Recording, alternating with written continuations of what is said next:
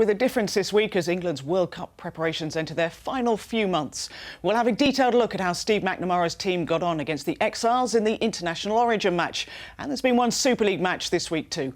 Here's what's coming up. Well, Earl Crabtree and Brian Noble are here with me. Earl, how important was Friday night and the whole of the week building up to that as the World Cup approaches? Well, obviously... Brian, what will Steve McNamara have been looking for as he went into Friday's game? That he got the right players in relation to... Well, believe it or not, the World Cup is now just 130 days away, and Friday night's game against the Exiles was the penultimate chance for Steve McNamara to have a look at his squad in a match situation. Remember, England play Australia in the opening game of the tournament, when they'll be hoping to write their own bit of rugby league history. How was it for you? It was pretty tough, actually. It was always going to be a tough game against a quality opposition. I think we're probably a little bit disappointed in the fact. So what will Steve McNamara have learnt from that, given that it was gone by the time the real test came along? Well, every time he gets his group... Earl, I don't want to give away any training sequence, but how important is it for you to get the ball to Sam Tompkins in the right places if England are going to go on and win this World Cup?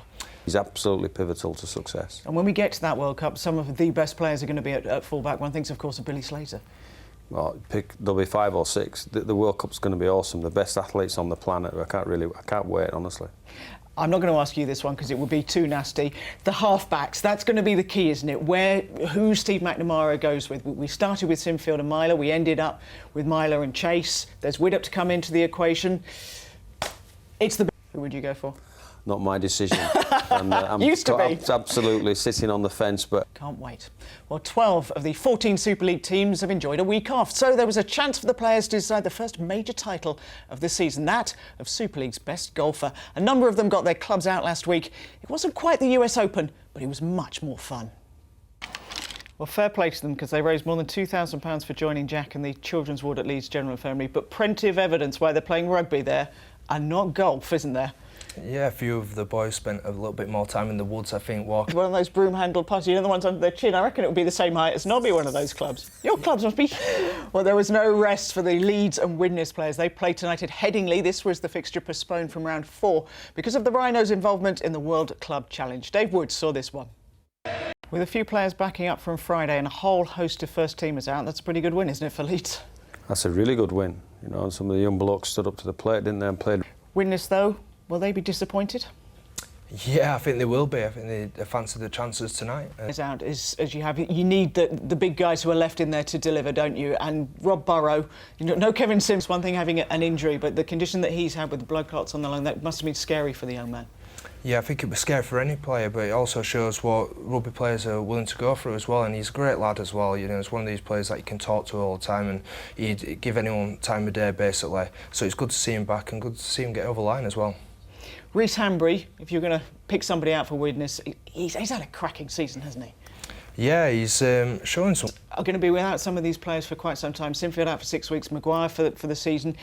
It is going to be a test for them now, isn't it? Great win tonight, but they're going to have to build.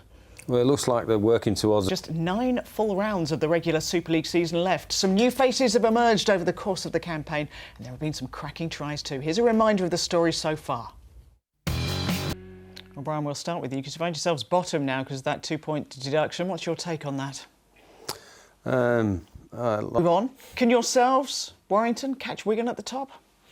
It's going to be tough, and... If you look ahead at some of them, there's been some great players, but who would you pick out of Man of Steel? And some young players have come through, hasn't it? It's been really exciting to see some new faces. I mean, who would you pick out of the youngsters that you possibly didn't know were coming through when the season started? So, before we leave you tonight, let's dot the I's and cross the T's on the latest standings in the Super League table.